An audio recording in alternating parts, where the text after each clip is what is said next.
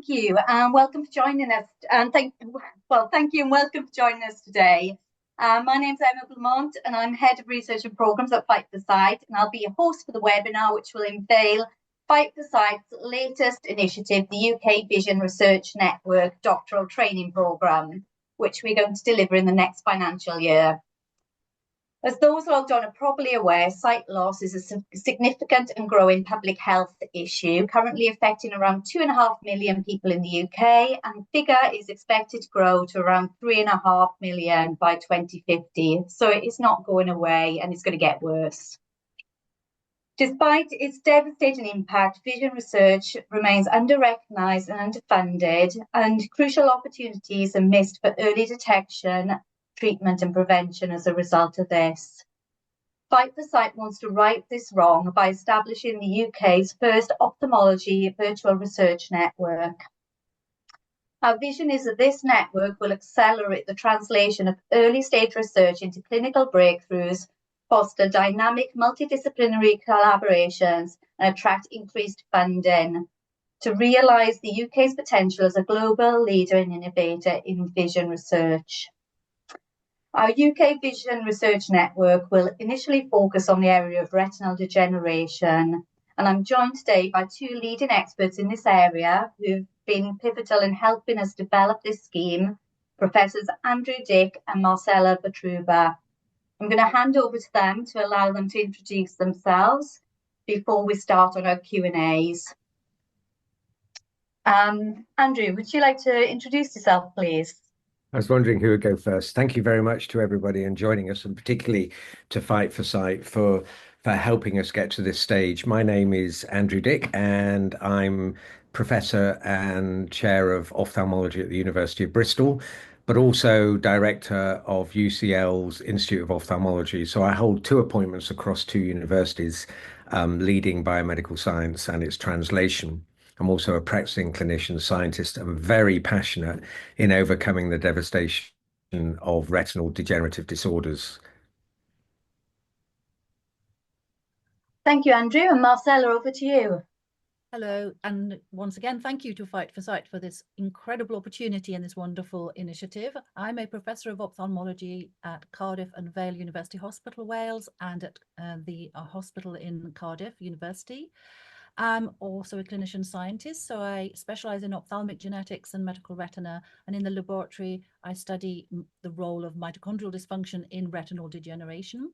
So I'm very passionate about the possibilities that this scheme might offer because of the basic science emphasis, but also the really strong translational elements that were required to bring these new discoveries that we're making through to treatments for patients. Thank you, Marcela and Andrew, for that very comprehensive introduction to you both. Okay, right, now, well, let's start off with the questions then. So I suppose one of the things I'm keen to understand from your perspective is how do you both feel that the programme will foster collaboration between institutions across the country and also between different research disciplines? And how important do you think that might be? I'm happy to start. So what Marcela, myself, and a few others got together was because we didn't believe we were harnessing the power of the UK's force in biomedical science, translational science, and clinical care delivery.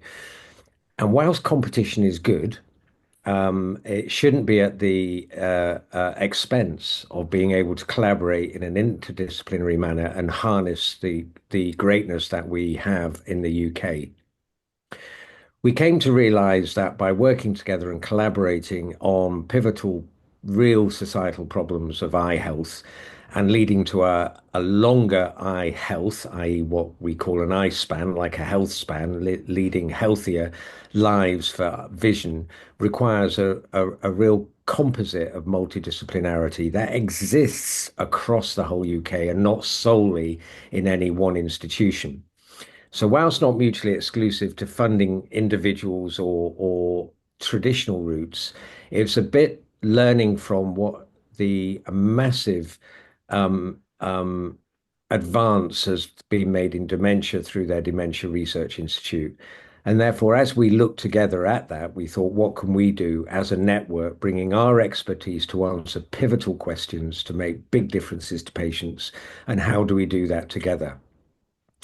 Before Marcela comes in, the last thing to mention is this is a short, medium, long-term game. And therefore, it's all about how do we build vision and clinical scientists and leaders of the future and get the investment into the field, not just of money and being able to do the projects, but of people. And therefore, one of the areas to really look at is young early career researchers or PhD students and create an environment in the UK that we can all work together with for example, this initiative of a doctoral school in the network. I just want to add that by its very nature, this is collaborative, because obviously there will be two institutions that will be working together, and the student will therefore have the opportunity to engage in both institutions that are funded for any one particular doctoral award. And the thing that's really crucial is the scale that this requires, because up till now we are fragmented, and in the UK we have absolutely excellent expertise in areas across vision research affecting retinal degeneration, but quite frequently there are centres that are not able to collaborate actively with other centres as freely as they would like, because the funding demands are often very competitive. So this network and these studentships will allow this fostering of interchange and interdisciplinarity, which will actually mean that we will probably be able to work faster and at greater pace and at greater scale. And I think that's crucial for our bigger vision, as Andrew has pointed out, because the UK Vision Research Network is really just the beginning and the first step, encouraging young people to come into the area, and then keeping them will be probably the next steps, so that we can really build upon this in the next 5, 10 to 15 years. Brilliant, thank you. So you've really explained why this type of initiative is needed and really given some understanding to why it hasn't already happened in terms of the challenges that researchers face. So I guess the question that maybe some people have on their minds is why do you think the theme of retinal degeneration should be an area of focus? You know, why should we not accept applications more broadly in lots of different areas? Marcela, please go first this time. So this has been something of a great debate, and that we have considered very carefully, because we wanted to choose an area where we could see huge strides being made now and enormous potential in the next 5 years. And so when we looked at retinal degeneration in its broadest definition, we could see areas of incredible and international uniqueness, which related, for example, to degenerative diseases of the eye that are both age-related, like age-related macular degeneration, inherited, for example, in the rare diseases, which I'm very passionate about, but in fact, where there is potential transformative genetic and cellular therapy potentially on our doorstep, if you like. And then, of course, other retinal diseases, which are as a result of glaucoma or other insults. So we felt this very broad area actually is a big church that allows a lot of the centres that we see doing the best research to apply.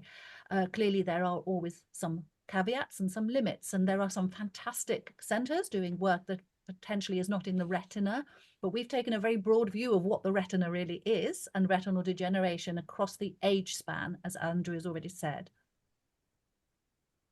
Yeah, thanks, Marcela. I've got very little to add to that. I mean, the challenge is always we have expertise across ophthalmology and vision science. But if we were to look at what is the burdening need or burgeoning need in society, then that still remains through the life course retinal degeneration that could have the biggest impact of massive change over the short to mid-term, allowing us to develop the network to then look about how this works for other conditions. If we also look at where the science and clinical expertise lies in scale and in critical mass, as we call it in the UK, which is world renowned, that lies largely, not exclusively, but largely within the retinal degenerative field. Okay, thank you for that. And in terms of, so you talk about the sort of age span. So at what stage in the life course do people typically begin to experience sight loss then from retinal degeneration? That might be helpful for those viewing. So the lens to look through that is through the whole life course. It's from conception all the way through to the end of life. And it is therefore how we understand rare disease, which is genetic causality, disease that cause degeneration that has what we call gene environment interactions Mhm. that can occur at any stage through the life course. And then the comorbid diseases such as diabetes and other types that give you retinal degeneration that occur throughout life. And it's by looking at it the other way and bringing us all together rather than having silos of activity that to me is the most exciting. So, for example, Marcela, not picking on her because she's sitting here, studies mitochondria, the engine room of a cell. Whilst there are rare diseases that give degeneration due to mitochondrial dysfunction, we know mitochondria play a massive part in the lifespan age related degenerations, be that age-related macular degeneration, be that diabetic retinopathy, be that in glaucoma. So it's by working together that we start to actually have a virtuous network that supports each other in that interdisciplinary expertise. That's why I find it enormously exciting looking forward. Brilliant. Thank you very much for that answer. So I'd like to come back to the PhD program now, if that's okay. And you sort of hinted about the differences of this program compared to other PhD programs that are in existence or conventional PhDs. Maybe like the one I would have done many years ago. And I guess I'm keen to understand, and maybe those who are listening are keen to understand what makes this doctoral training program innovative compared to how PhDs are usually done, and maybe how our current PhD offer is done within Fight for Sight, in your view. Marcela, please. So traditional PhDs are fantastic vehicles for young people to enter the field and acquire the knowledge and the skills, and then the track record to go on. But one of the problems is that they can sometimes work in isolation, in their own area of expertise, in their own unit. They may have little need to reach out and work with other students or other researchers in other institutions. And they lose that part of science, which I think is the most glorious part, which is actually the collaboration that goes on between passionate scientists who are actually really dedicated to working on something. And I think that the thing that keeps most of us in science is actually the motivation to solve a problem, but the people that we work with. Because if we didn't all work together and get on, then we would really not be able to continue. So we need to teach young people that value isn't about just competing ruthlessly on their own against the rest of the world. Is actually working together. And big scientific discoveries these days are usually made by groups, unsurprisingly, and they require a whole army to work on an area, to take it from a basic idea through to the laboratory and then into the clinic. And I think that the doctoral training program will instill in them the ability to see that straight away, rather than to fear it. They have to embrace it. The working across two centres, then working with other students, meeting with students, the support network that's put into place as part of the program, the meetings that will be organised, all of these will enable them to see straight away that what they're doing is not an isolated activity. And I think that they will begin to enjoy their science in a whole new way, perhaps. At least that's the ambition. And that means they'll be more motivated and more dedicated. And I feel that they will probably want to stay in science if they see it in that context. The one, thank you, Marcel. That's very, I enjoyed the passion. The other aspect that Marcella and I know is that there's been now, I think, 3 rounds of a very successful PhD program that isn't related to eyes. It's related to biomedicine and medicine. And we're lucky to be in the Southwest where it's been funded by a council body to do this, the Welcome.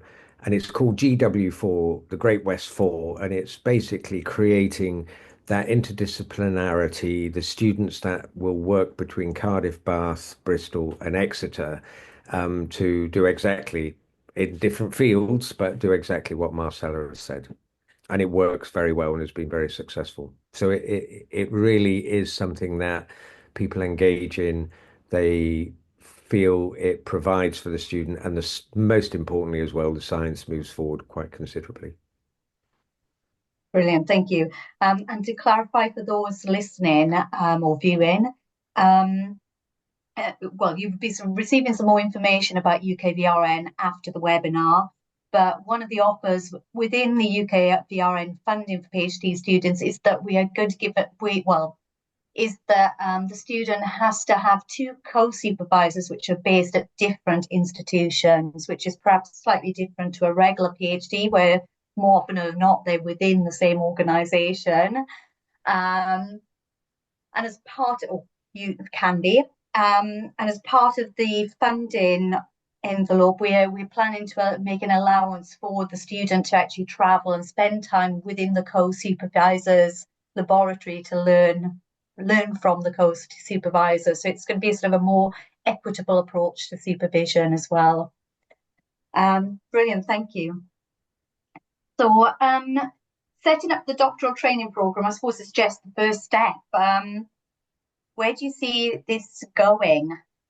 What do you think we should do next?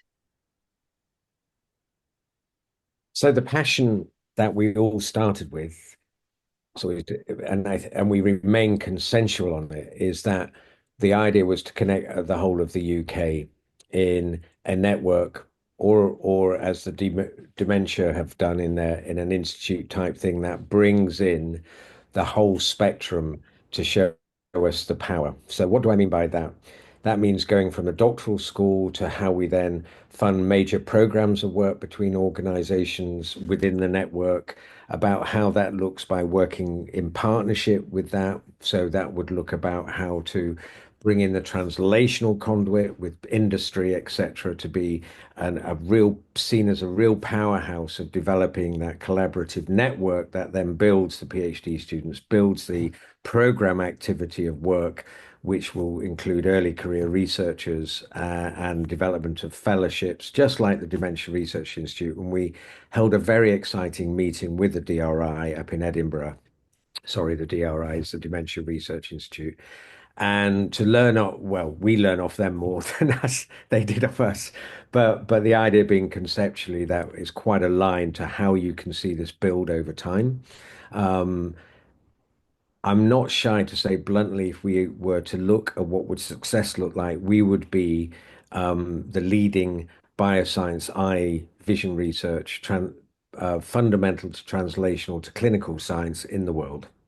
And I don't mean that shyly, and that's because we already have that expertise to join and support and fund and build it into a fully established network would really be a major powerhouse and attractive for other industries and other investments as well to make that happen.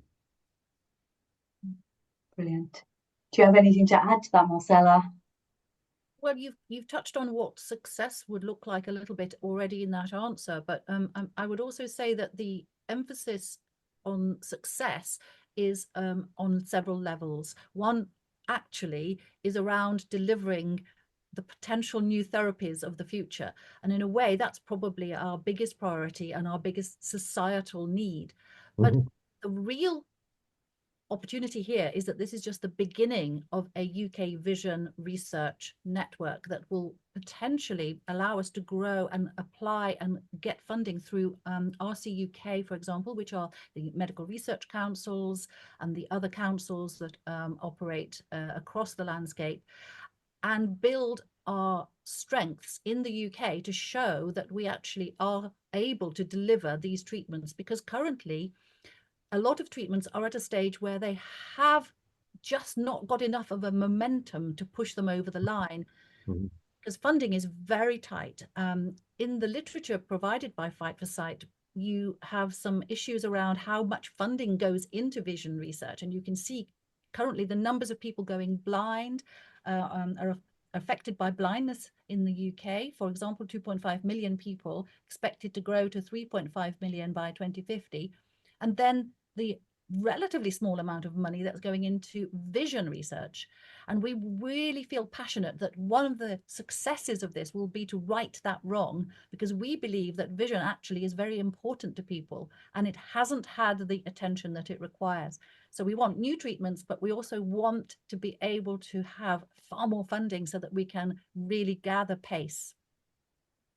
Okay, brilliant, thank you. And I guess I've got a question. Do you think, often the research that you carry out in one field impacts on, or one medical condition can impact on other medical conditions? And do you think that some of the research that comes out of our UKVRN might have impact on other areas?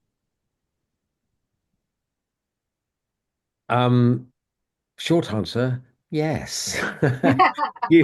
Hugely. I mean, the interrelation of general systemic well-being, be that neurodegeneration and dementia in all its forms, be that cardiovascular disease, be that metabolic disease with diabetes, our science overlaps hugely, but the eyes can be a leading force in early prediction. The eyes can be in a leading force of understanding pathways to degeneration through the science pathways that we look, and therefore there's a reciprocal understanding that could be very beneficial and synergistic when working with other disciplines. So again, the idea of having the network means we are a conduit to lean into and join with the dementia research or the arthritis areas or whatever it may be, that it goes on and on. We do that to a degree already, but just not at scale. And we can argue and look in a mirror and say we're not achieving as much as we should do.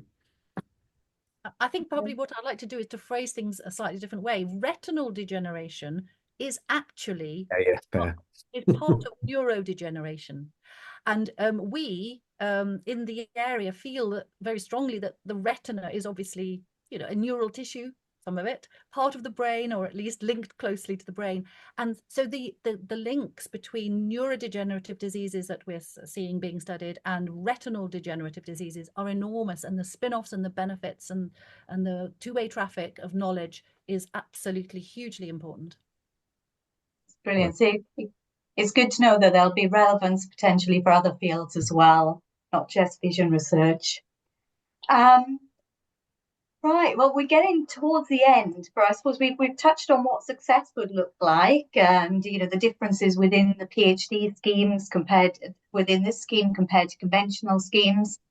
I suppose if you were to come back in 5 years' time or 10 years' time after UKVRN had initiated and sort of gone on to achieve, what do you think you would be saying?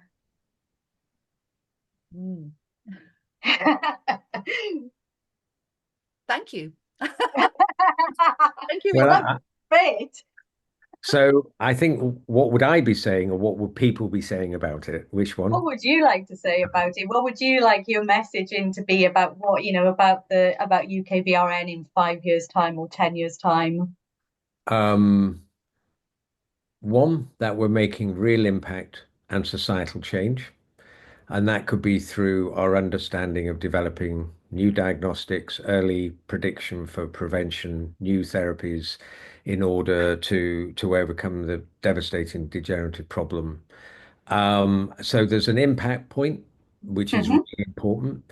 The the network won't establish that alone. So again, looking at it would be, my goodness, look at this network. It's enormously powerful in the sense of its collaborative nature, the people engaged, the programs of work that are going on in a collaborative way that's had others invest in it. So I mean, then you've got industry and biotech partnerships with them, we're helping generate the translational conduit to deliver, whether that's in a diagnostic or in a therapy.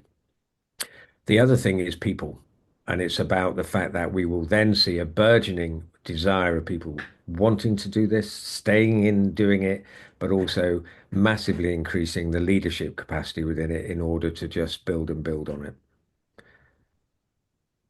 Yes, Brilliant. I was going to emphasize the people too, because I think I see this as the beginning of a very important step change, that we do really feel that we have an opportunity to attract young scientists to this field.